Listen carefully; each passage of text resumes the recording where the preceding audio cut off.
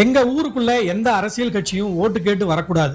இப்படி ஒரு அதிரடி பேனரை கிராம மக்கள் வச்சது பத்தியும் அவங்களோட கஷ்டங்கள் பத்தியும் நம்ம விஎம் டாக்ஸ்ல செய்தி வெளியிட்டு இருந்தோம். இந்த செய்தி எதிரொலியா அதிகாரிகள் நடவடிக்கையை தொடங்கிட்டாங்க. திருச்செங்கோடு அடுத்த இலுப்புலி கிராமம் குளத்தோடு பகுதியில 40க்கும் மேற்பட்ட குடும்பங்கள் 30 வருஷமா வசிச்சுட்டு வராங்க. ஆனா பக்கத்துல இருக்கிற 150 ஏக்கர் ஏரியை தூர்வாரியதால கடந்த 5 வருஷமா மழை பெஞ்சாலே ஊருக்குள்ள இடுப்பளவுக்கு தண்ணி வந்துடும். லேசா மழை பெஞ்சா கூட இந்த வீடுகளுக்குள்ள தண்ணி புகுந்துடும்னா பாத்துக்கோங்களேன். வீடு இடிஞ்சது, குழந்தைகளுக்கு அடிக்கடி வந்த நோயின்னு ரொம்பவே கஷ்டப்பட்ட அந்த பகுதி மக்கள் தங்களுக்கு மாற்றிடம் வழங்கணும்னு சொல்லி அதிகாரிகிட்ட எத்தனையோ மனு கொடுத்தும் ஒரு ஆக்ஷனும் எடுக்கல. கடுப்பான அந்த பகுதி இளைஞர்கள் மற்றும் பொதுமக்கள் பல பேர் ஊரை விட்டு காலி பண்ணிட்டு போயிட்டாங்க. கடைசியா வழி தெரியாம தான் தேர்தலை புறக்கணிக்கிறோம்னு பேனர் வச்சாங்களாம். மக்களோட இந்த வழியை நம்ம விஎம் டாக்ஸ்ல செய்தியா வெளியிட்டு இருந்தோம். நியூஸ் வந்த வேகத்துல திருச்செங்கோடு தாசில்தார் மதியழகன் தலைமையில சர்வேயர்கள், விஓக்கள்னு அதிகாரிகள் ஸ்பாட்டுக்கே போயிட்டாங்க. மக்களுக்கு மாற்றிடம் கொடுக்கறதுக்காக இலுப்புலி மாரப்பம்பாளையம் வெள்ளக்கரடு பகுதியில நிலத்தை அளவீடு செஞ்சு வீட்டுமனை ஒதுக்கிறதுக்கான வேலையை ஸ்பீடா ஆரம்பிச்சிட்டாங்க. நீண்ட கால பிரச்சனைக்கு நம்ம செய்தியால